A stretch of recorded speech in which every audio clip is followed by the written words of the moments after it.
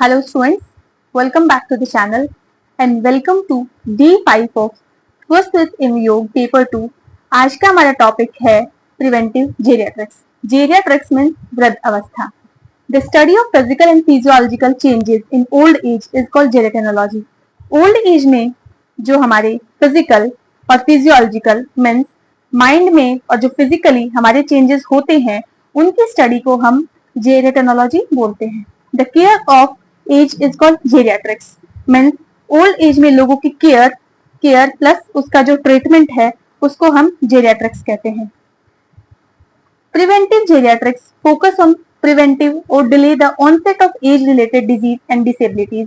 Basically इसका जो main M है वो एज रिलेटेड जितने भी डिजीज हैं और जो डिसेबिलिटीज हैं उनको प्रिवेंट करना या जो उनकी जो स्टार्टिंग होने वाली है ऑनसेट जो हो रही है उसे डिले करना, ताकि जो एल्डरली लोग हैं जो हमारे पास बूढ़े लोग हैं उनकी लाइफ जो है वो हेल्दी रह सके। इसके बाद में हमारे पास जो एज क्लासिफिकेशन आता है वो हमारे पास 3 प्रकार से आता है।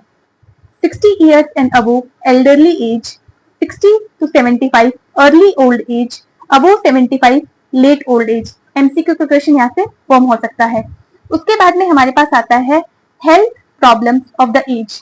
जो हमारे वृद्ध अवस्था के अंदर बुजुर्गों के अंदर जितनी भी हेल्थ की प्रॉब्लम्स आती है, समस्याएं आती है, सबसे पहली समस्या क्या होती है उन्हें देखने से पता चलता है। देखने से पहले मतलब फिजियोलॉजिकल। देखो नेचुरल एजिंग चेंज, जो उम्र बढ़ने के साथ में उनके अंदर जो बदलाव आता है। Disability due to ageing means उम्र के साथ साथ उनका चलना फिरना भी कम हो जाता है। फिनाइल कैटरेक्ट मीन्स मोतियाबिंद। ग्लूकोमा, जो आपकी स्लिम कैनाल होती है उसके अंदर ब्लॉकेज आता है, इससे आंखों के ऊपर प्रेशर बढ़ता है। नर्व डीपनेस मीन्स उनको सुनना भी कम होता है। रिड्यूस्ड मोबिलिटी, चलने फिरने में कठिनाई स्टार्ट हो जाती है। एम्फाइसीमा, लाइक आपके जो लंग से रिलेटेड डिजीज है वो स्टार्ट हो जाती है। Loss of special senses, mental changes, wrinkling of skin. Okay, physiological मतलब आपको जो देखने से पता चल रहा है। पैथोलॉजिकल के अंदर अगर हम बात करें, सबसे पहले पैथोलॉजिकल देखो, सबसे पहले हमें क्या कॉमन होता है, हार्ट डिजीज। हार्ट डिजीज के अंदर हमारे पास arteriosclerosis, hypertension, cancer, diabetes mellitus या फिर एक्सीडेंट्स। बोन एंड जॉइंट से रिलेटेड उनकी जो डिजीजेस हैं that are the fracture. Spondylosis means जो रीढ़ की हड्डी है हमारी, जो वर्टिब्रा है, स्पाइनल कोड है हमारी, उससे रिलेटेड जितनी भी समस्याएं होती हैं। नेक्स्ट हमारे पास आता है मायोसिटिस मीन्स इसके अंदर जो मायो वर्ड जो होता है हमारे पास वो किससे रिलेटेड होता है, मसल से रिलेटेड होता है। उसके अंदर इन्फ्लामेशन स्टार्ट हो जाता है। कुछ कॉमन आप लर्न कीजिए, सारे लर्न करने की आवश्यकता नहीं है, लाइक गाउट और रूमेटॉइड अर्थराइटिस। नेक्स्ट हमारे पास आता है respiratory disease that is the chronic bronchitis, bronchial asthma, emphysema और the COPD that is the chronic obstructive pulmonary disease. Next we have genitourinary problems like enlarged prostate। ये mails के अंदर common problem है। Urinary incontinence means जो आपका urine आ रहा है उसे जो रोकने की क्षमता होती है वो क्या होती है, कम होने लग जाती है। डिसयूरिया, डिस का मतलब क्या होता है, पेन, मतलब पेनफुल यूरिनेशन। नॉक्ट्यूरिया, नॉक्ट का मतलब होता है नाइट। रात में जो बार बार यूरिनेशन की जो अर्ज होती है। फीकल अनकंटिनेंस मीन्स जो आपके फीकल मैटर है उसको रोकने की क्षमता कम हो जाती है। नेक्स्ट हमारे पास आता है साइकोलॉजिकल चेंजेस। जो हमारे साइकोलॉजिकल, साइको मीन्स आपके जो मेंटल चेंजेस है, like loss of memory, impaired comprehension, reduced intellectual performance means इसके अंदर जो हमारी याददाश्त का कम होना, समझने की शक्ति कम होना। ओके, नेक्स्ट हमारे पास कुछ अदर प्रॉब्लम्स होती हैं like isolation, decrease sexual performance, social maladjustment, emotional disturbance, lack of care by the younger generation. Next हमारे पास आता है prevention and control of geriatric health problem. तो प्रिवेंशन एंड कंट्रोल मीन्स जो old age के जितने भी health से रिलेटेड इश्यू हैं उनके अंदर प्रिवेंशन करना या फिर उनको कंट्रोल में नियंत्रण लाना। सबसे पहले हमारे पास प्री जेरियाट्रिक केयर आती है, जिसके अंदर क्या करना होता है, लाइक प्री के अंदर आपके पास क्या होता है कि जो प्री है मतलब जेरियाट्रिक्स है, मतलब जो ओल्ड एज आने से पहले की जो केयर है वो, जिसके अंदर हम करेंगे maintain optimum body weight, prevent obesity. Body weight को कम रखेंगे तो ओबेस भी नहीं होगा, ओबेस नहीं होगा क्यों नहीं होगा ऑब्वियस, क्योंकि वो रेगुलर फिजिकल एक्टिविटी कर रहा है, फिजिकल एक्टिविटी कर रहा है, साथ साथ में वो smoking, alcohol, drug abuse, self medication, ये सारी चीजें अवॉइड कर रहा है। ये चीजें अवॉइड करने के लिए उसके अंदर क्या होनी चाहिए, उसके अंदर बहुत सारी हॉबीज होनी चाहिए। कौन कौन सी? Reading, writing, music, gardening, social work और पेट कीपिंग। ये सब चीजें वो कब करेगा? जब उसके पास में फ्यूचर के कुछ प्लान होंगे, plan for the future financial, housing and health security. ये सब करने के बाद में वो क्या करता है, उसके अंदर सारी अच्छी हैबिट्स हैं, like build a good social network of friends and well wishers. ये सारा मैंने आपको स्टोरी की तरह याद कराया है कि आप क्या क्या कर सकते हैं। नेक्स्ट पॉइंट हमारे पास आता है जेरियाट्रिक केयर। जेरियाट्रिक केयर हमारे पास primary, secondary and tertiary step में की जाती है। प्राइमरी में अगर हम बात करें तो health promotion and specific protection के अंदर इसको किया जाता है। सबसे पहले आप जानो कि प्राइमरी प्रिवेंशन के अंदर होता क्या है, मतलब जो भी डिजीज होने से पहले उसे रोकना, वो हमारे पास प्राइमरी प्रिवेंशन के अंदर आता है। जो हेल्थ प्रमोशन है उसके अंदर हम हेल्थ को कैसे प्रमोट कर सकते हैं? Stop smoking, alcohol consumption, avoid over reacting and sedentary lifestyle, use and maintain hearing aid like ear molds, prevent fall, fracture, burn, accident, maintain ideal body weight, maintain personal hygiene, practice yoga, regular exercise and medication। ये आपके pre geriatric care के से ही कुछ related points हैं यहाँ पे, like smoking को रोकना, सेडेंटरी लाइफस्टाइल से बचना, या फिर जो भी फॉल फ्रैक्चर है उन सब चीजों से बचना, हेयरिंग एड का यूज करना, आइडियल बॉडी वेट को मेंटेन करना, पर्सनल हाइजीन और योगा एक्सरसाइज को करते रहना। उसके बाद में हमारे पास आता है कुछ स्पेसिफिक प्रिवेंशन। स्पेसिफिक के अंदर क्या होता है? स्पेसिफिक मतलब कुछ वैक्सीनेशन हमें कराने होंगे, like influenza, tetanus, hepatitis B, diphtheria, hepatitis ए।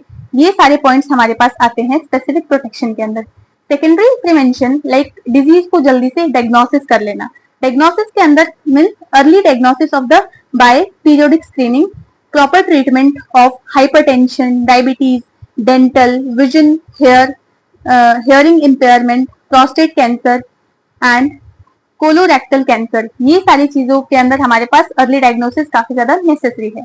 थर्ड हमारे पास आता है टर्शियरी प्रिवेंशन, जिसके अंदर डिसेबिलिटी को कम करना, like disability limitation, intensive treatment to limit the development of disease, prevent disability. सबसे पहले हमने क्या किया? प्राइमरी के अंदर डिजीज को रोका, फिर सेकेंडरी में डायग्नोस किया, डायग्नोस करने के बाद में डिसेबिलिटी को कम किया। ओके, तो रिहैब क्या होता है स्टूडेंट? रिहैब का मतलब होता है पेशेंट को नॉर्मल जो लाइफ है उसकी वापस लेके आना।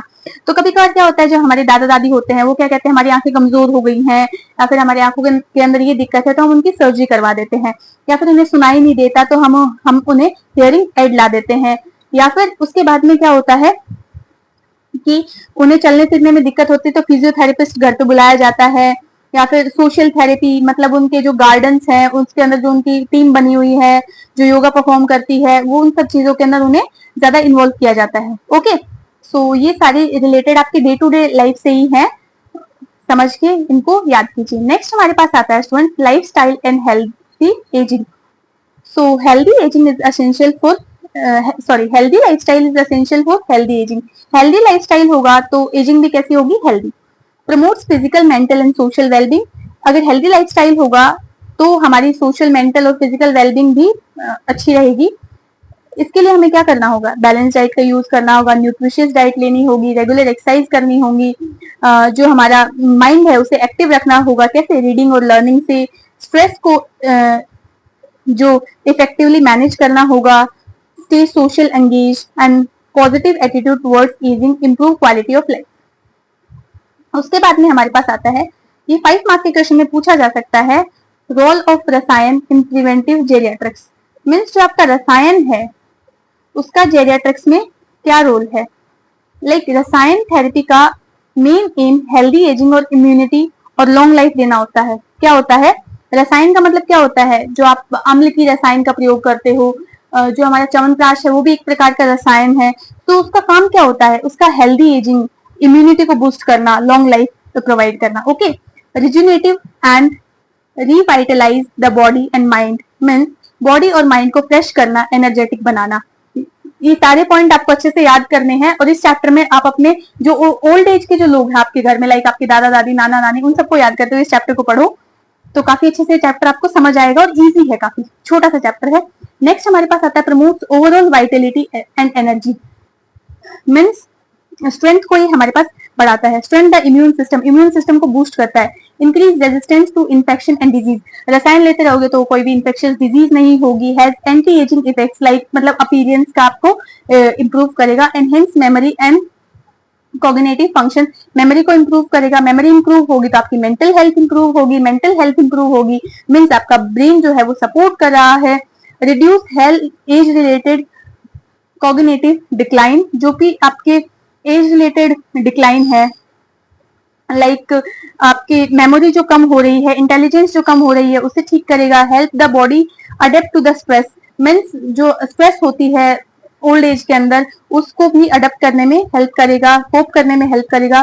Promote balance and relaxation, help in purification detoxification of the body, remove accumulated toxin, support longevity and healthy aging. Individual रसायन therapy can be given according to the person's health condition and disease. So जितने भी आपकी ये सारी चीजें हैं रसायन वगैरह, इसके कुछ एग्जाम्पल्स है हमारे पास, लाइक ब्राह्मी रसायन जो कि ब्रेन के लिए अच्छा टॉनिक है। शंख पुष्प भी हमारे पास है जो कि मेमोरी के लिए काफी अच्छा है। और तगर जो होता है वो स्ट्रेस को कम करता है। तगर मतलब कि तंग जो रहता है, मतलब ऐसे आप लर्न करें, जो तंग रहता है मतलब स्ट्रेस ज्यादा लेता है उसको कम करता है। नींद अच्छी आती है। और जटामांसी जो होता है हमारे पास वो माइंड को काम करता है, एंजाइटी को, स्ट्रेस को कम करता है। सो आप अपने ओल्ड एज के घर में जितने भी लोग हैं उनको प्रोवाइड कर सकते हैं, लेकिन उनकी हेल्थ के अकॉर्डिंग। सो आई होप आपको चैप्टर समझ आया होगा, काफी इंटरेस्टिंग था, छोटा सा चैप्टर है। अगर आपको वीडियोस पसंद आ रही हो please like share and subscribe my YouTube channel. Thank you for watching. Notes आपको at BMS Blossom 1 पे टेलीग्राम चैनल पे अपलोड कर दिए जाएंगे after the class. Okay, thank you.